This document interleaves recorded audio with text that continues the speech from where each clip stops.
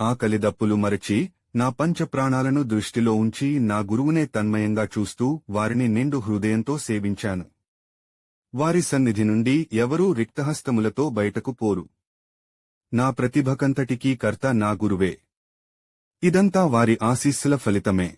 ప్రాపంచిక విషయాలన్నింటినీ మరచి నా నామమునే స్మరిస్తూ, నా పూజనే చేస్తూ, నా లీలలను, చరిత్రను మననము చేస్తూ, ఎప్పుడూ నన్ను జ్ఞప్తియందు ఉంచుకుని వారిని ప్రాపంచిక విషయాల నుండి బయటపడేసి, రోగములను నివారించి, మరణము నుండి బయటకు లాగి ఆనందమును ఇచ్చెదను. ఎవరైనా సరే, ఎవరిని గురించైనా నింద చేస్తే వారు నన్నే దూషించినట్లు, నా హృదయాన్నే గాయపరచినట్లు. పూజాతంతుతో నాకు పనిలేదు. షోడశోపచారములుగాని, అష్టాంగయోగములుగాని నాకు అవసరం లేదు. భక్తి ఉన్న చోటనే నా నివాసము. నా భక్తుణ్ణి నేనెన్నటికీ పతనం కానివ్వను. నా రెండు చేతులు చాచి అతన్ని ఆదుకుంటాను.